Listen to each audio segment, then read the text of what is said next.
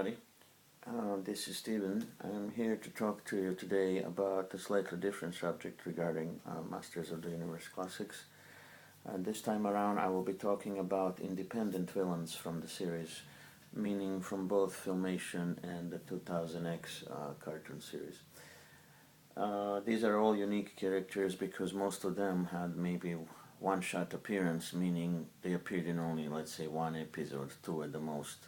Some have appeared in more than just two, but for one reason or another, they remain memorable to most of the fans out there. And majority of these characters never had any action figures made of them before the Masters of the Universe Classics ones.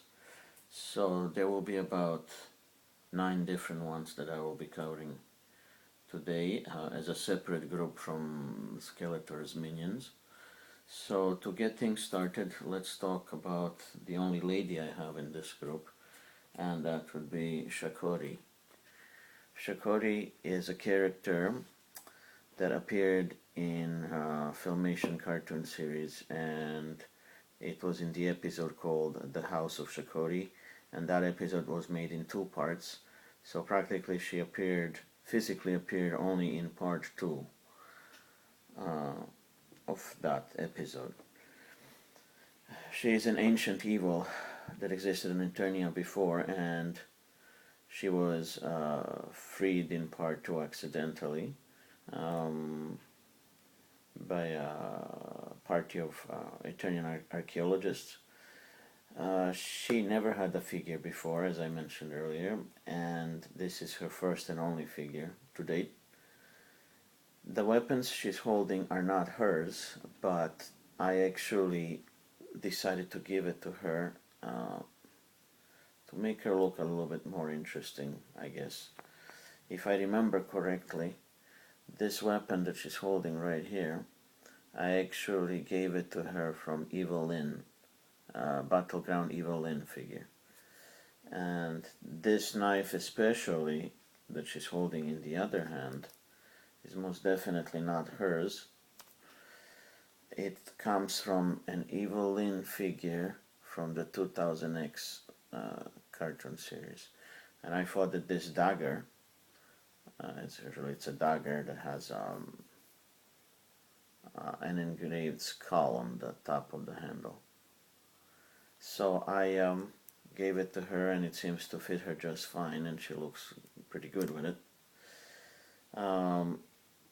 She comes with a regular articulation, again, as usual, that you would expect in most of the female figures. She doesn't have any removable armor. Her head is removable, so is this plastic rubbery cape that she's wearing. She came with one small accessory, which is this nasty little creature that looks like an alien octopus.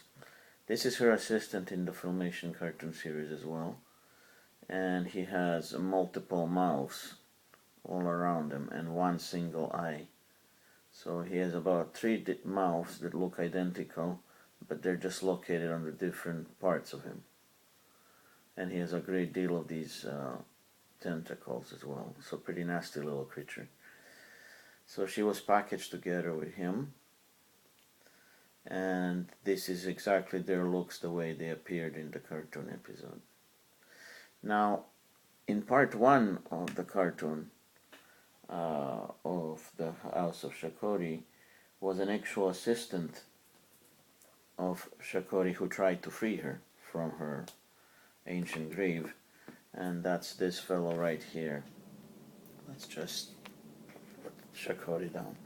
This is Lord Masque. Lord Masque here is again a one-shot Filmation character who appeared only in part 1 of the House of Shikari episode.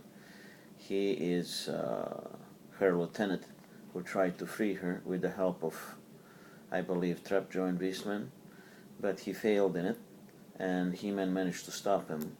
He even managed to destroy Masque by crushing his mask of power. When he broke his mask, the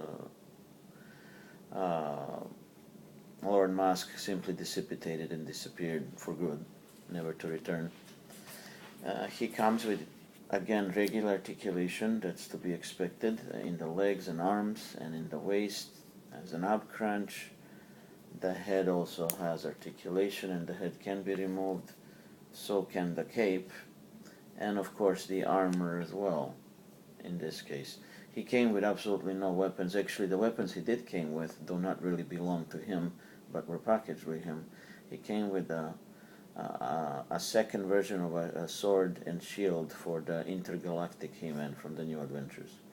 But in reality, he didn't come with any weapons of his own, so it's always possible to customize what he would be holding in his hands. I did not put any particular weapons as of yet because I'm not sure quite yet what to give him. I have a lot of extra weapons, so that remains to be seen. So I'll just show you here, side by side, Lord Masque and his boss, Shikari. So this is how they look. And this, as I said, are their exact looks in the Filmation cartoon, where they appeared. So enough about them, let's move on to the next one, and that would be Evil Seed. Now Evil Seed is practically a nemesis of Mossman, who is a heroic warrior. This is the look of Evil Seed the way he appeared in the 2000X cartoon series. There is a figure of him the way he looked in the Filmation cartoon series, which is a completely different look, much skinnier, not muscular whatsoever. And the Filmation look, he looks more like Brussels sprout with legs and arms and sharp teeth. The Filmation version I immensely dislike because it's just not interesting enough to me, so I never got that figure. But I did get the 2000X one, which is this one right here, because he looks far more menacing and far more interesting. He came with this, I guess a power staff or a mace as a weapon, and he came with this little pet creature that looks like an actual wine with a mouth at the end, and it's bendable so it can be wrapped around his arm on either left or right, and he has a great deal of detail because he's like a spiked weed kind of creature. He has spikes all over him and weeds growing out of every part of his body, so he's quite detailed in that regard, and he has the usual articulation yet again. That's normal for most of the classics figures. The armor itself, I am not quite certain if it is removable because I do not see any knobs on the sides that would indicate that it could be removed, but I have not tried it. The head is removable, and in regards to his appearance in the 2000X cartoon series, he appeared in at least 3 episodes. Each time he was trying to overtake Eternia on his own, or as a part of Skeletor's army when he made an alliance with Skeletor. But of course, each and every time he was stopped by Mossman and He-Man. And he is, at least in that cartoon series, quite a powerful enemy of the heroic warriors, because he's able to control all sorts of nasty weed plants and spiked vines that have thorns and spikes all over them. So that would be Evil Seed. The next one is quite a unique character. Okay, this is not Batman, first of all, even though he does look like Batman. And no, he's not a member of the Evil Horde either, even though he has a symbol that resembles that one of the Evil Horde. This character is actually Batros. With such a strange name, you would wonder, is he really related to Batman or the Evil Horde? But as I said, no, unfortunately, he's not related to either. However, he is a Filmation one-shot villain from the cartoon series, and he had only one singular appearance. In the particular episode where he appeared, he practically tried to steal all the books of Eternia, and I guess blackmail people to pay him for all those books and make a quick buck out of it. This is his exact look in the Filmation cartoon series. He never appeared in the 2000X cartoon series, and he never appeared in any of the comics. He did came with the spiked mace that looks identical to the mace that Spikor is carrying, except it's a repaint. And it's a pretty good repaint, and the mace looks imposing enough. He does have these bat wings that are molded onto his arms, and they cannot be removed, not unless you literally cut them off. He does have a removable head, and the armor is removable as well. The articulation is pretty much the usual thing, and even though he has these wings pasted onto his arms, that doesn't really impede the articulation much. He can still move the arms in different directions. Now, of course, there will be a little bit of trouble if he's going to move his arms sideways, because the wings will be sort of getting in the way. But he looks pretty interesting as a character due to the fact that his appearance make him interesting, at least in my eyes, and the fact that he does have some resemblance to Batman in a way, like a distant ancestor of Batman, so I suppose we all know now where Bruce Wayne gets his idea. But yeah, so he was a long demanded character because he never had an actual figure before, so, and I like his color scheme as well. So he's quite an impressive guy, I think, and it was a good thing to have him made. Next character in our discussion would be Geldor. No, not Geldor. This guy is called Geldor with a G. He is again a one-shot villain who appeared in one of the vintage mini comic books back in the 80s. He never had a figure before, so this is his only figure made so far. In that mini comic book, he was literally trying to steal two things: a princess out of a kingdom where that he tried to conquer, and at the same time he was trying to steal the elixir of youth in order to make himself permanently young so that he can never die. Of course, he failed in that attempt, and he was defeated by him and the prince, who fell in love with the princess, and he was consumed by a tree of life, and he disappeared inside that tree, never to return. He has this mohawk hairstyle, and he looks a lot like Mr. T in his older age, but he's still an interesting character due to that singular appearance in the mini comic book. In the case of the figure, the armor itself is removable, so is the head, and the articulation again is the usual deal you get.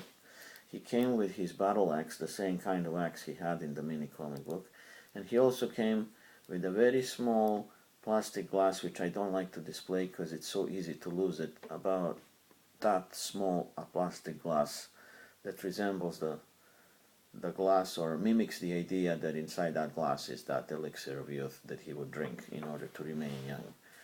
So he was a fan choice figure, or a fan choice character to be made into a figure, and then I guess the wish was granted. He did made it into a figure.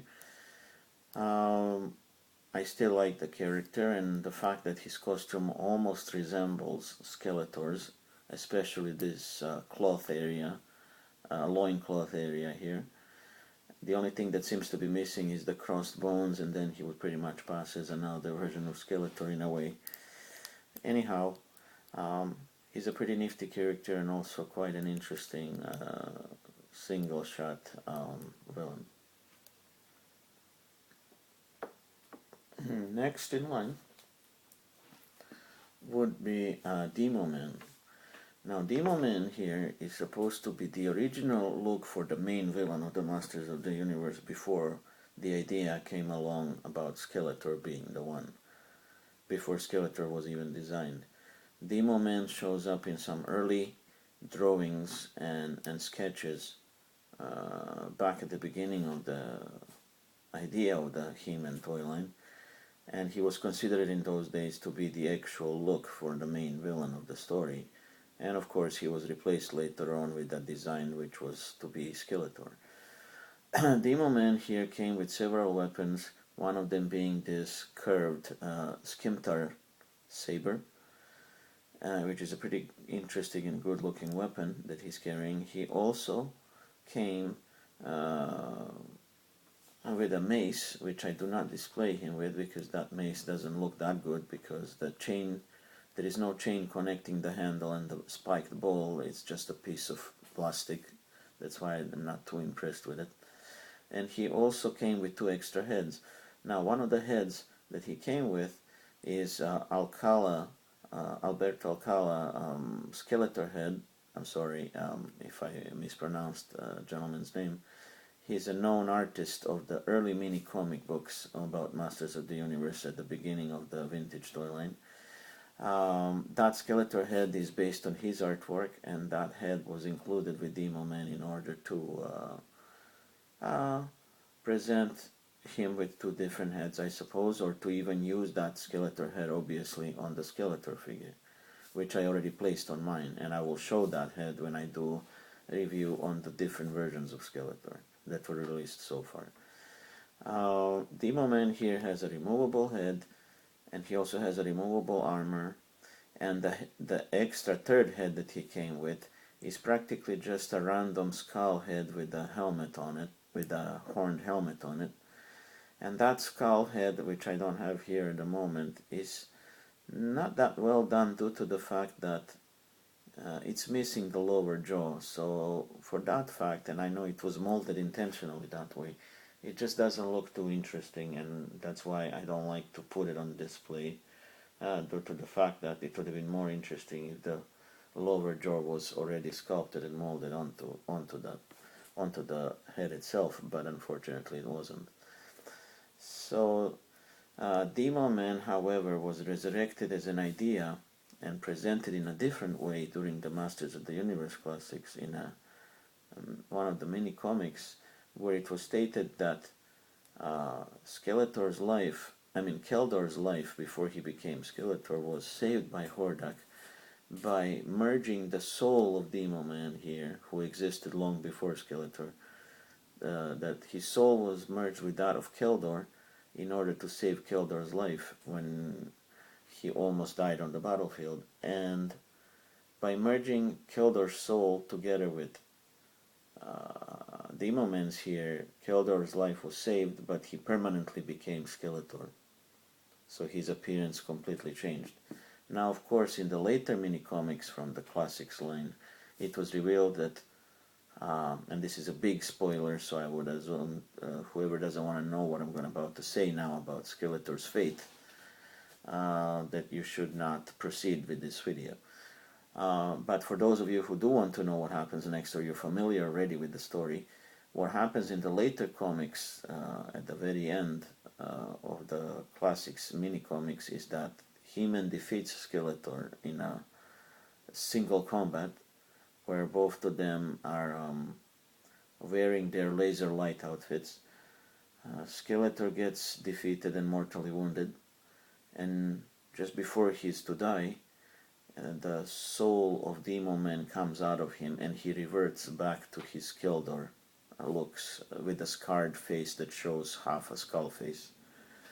So the Demo Man soul leaves him, and by the time He-Man goes back to Eternia, Demo Man becomes a menace once more, joining forces with the Nameless One and several other villains, such as Skeletor's son, in order to fight Eternia once more. So in a way, he would have his appearances throughout the new mini-comics. So anyway, that is the story of Demo Man here. Another character which had about one single appearance that I can remember from the 2000X series is Previs here. Previs is a one-shot character villain from the 2000X cartoon series, and he happens to be a warlord from the Eternia's past, at least according to the show. His only time that he faced a powerful enemy was the sorceress before she became sorceress. He attacked a local village where Stinkor comes from and tried to conquer it, but the sorceress who happens to be there, she managed to fight him in a single combat and defeat him. And it seems that, according to the stories, he was imprisoned in this magic lamp that looks a lot like the lamp from Aladdin. So he was imprisoned in this, and he was packaged, the figure was packaged with this lamp. So he is interesting, especially due to the fact that he almost has like a devil appearance about him, with these huge horns and a semi-goat appearance, with especially with this very long goatee beard that he has that's molded onto him, and this very strange looking staff, or maybe it's even a mace, I'm not sure anymore, that looks like an oversized spear. So that is the only weapon he was packaged with, aside the actual lamp, which is not really a weapon. And the fact is, he had this enormous plastic cape molded onto him with this huge creature skull that's molded onto the right shoulder.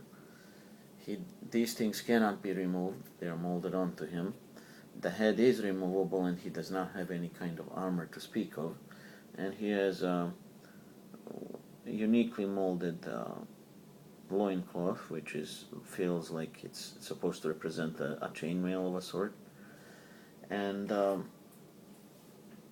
needless to say, he is an interesting character just for his appearance alone, and the fact that he also has all these war paints on him, or tattoos, I guess you could call them.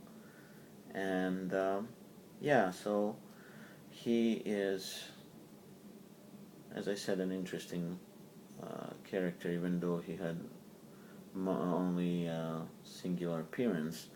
But one can also say the fact that this is at least a good idea to have the figure of him, because he was never made before, and of course he never existed as a character in the Filmation cartoon series. So he's a new character that was made for the 2000X cartoon show.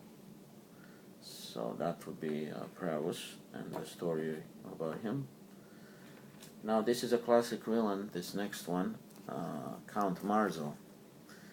Now of course this is a classic enemy from the Filmation cartoon series, but this is not how he looked in that show. The figure of how he looks in Filmation was not made as of yet. And he looks, in the Filmation series, he looks more like a theatrical, skinny villain from, let's say, the kind of costume he's wearing reminds me of the costumes of from the 1600s or even 1500s in Europe, in Western Europe. He has like a puffy shirt and oversized collar around his neck and all that, so he looks just weird. But this new version of him from the 2000X cartoon series looks far more menacing, as you can tell, and that's the version that Mattel went ahead with and made into a figure. This is his exact look, the way he appears in that show, and he's carrying his dragon blood sword, or I'm just calling it that way, but it's a very nifty design of a sword. Has a very nifty blade to it as well, and he also came with this removable amulet of power that he always carries, and he had several appearances in the 2000X series, always clutching onto this medallion because it gives him power. And if he's defeated, he's usually transformed into a very old, disfigured midget.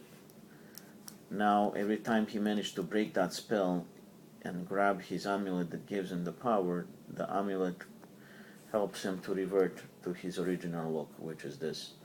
Now, the voice of... The funny thing is that the voice of Count Marzo in the 2000X cartoon series sounds very Russian, the way he talks. Or at least that's the way it sounds to me. He sounds like a Russian who speaks English. So that's rather amusing. I'm not sure why they decided to go with that particular voice.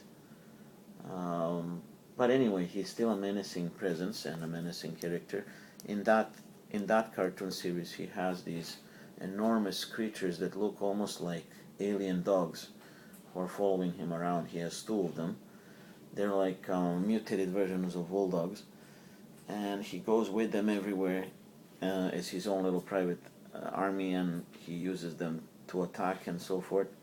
He even tried to conquer Eternia before Prince Adam was even born, and it was the father of King Randor who managed to stop him, meaning King Miro, and to have him transformed permanently into, or at least temporarily to transform him into he was transformed into a disfigured midget, as I mentioned earlier, by the Council of Elders, the council that was created to control the power of good within Castle Grayskull. He comes with a very oversized plastic cape that's part of the armor itself, and the head is removable. He has the usual articulation, and he has this huge loincloth that's molded onto him as well. The armor itself does not seem to be removable, but then again, if the head is removable, I would assume that the whole piece together with the cape could be removed, except I didn't really try to do that, because usually when I open my figures I don't try to fiddle too much. I just like to keep them most of the time the way they are in their original look. Now, of course, there is an assistant that Marzo has in the Filmation cartoon series, but this character does not exist in the 2000X series, and that would be Icer. This is his look from the Filmation cartoon series, and this is the same look he had in the cartoon. He looks more like an oversized a Yeti who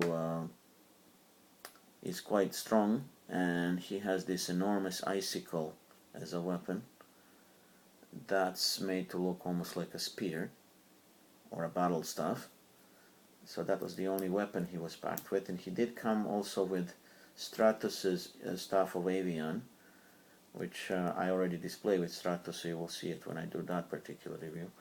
He has the usual articulation, the head is removable, he does not have any armor to speak of, and practically he's made to look like he's literally made out of ice.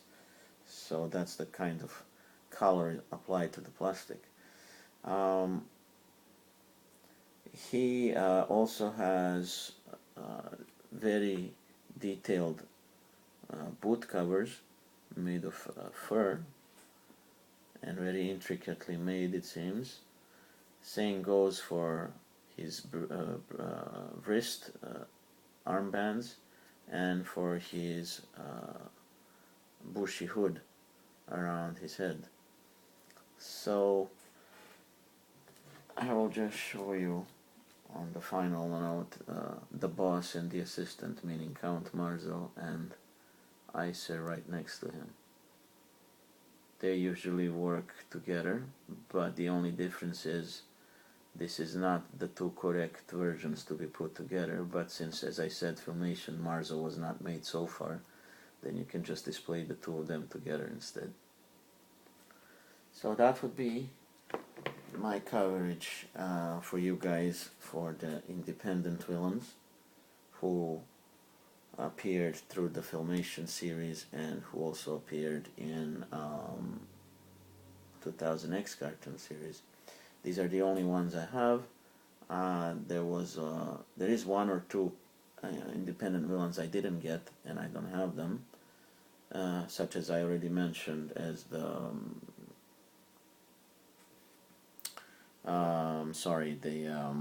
Evil Seed from the Filmation, and of course there is at least I think one or two more characters who are independent villains that I don't have, but the majority of them I already have and I covered them in this video. So that would be that for now.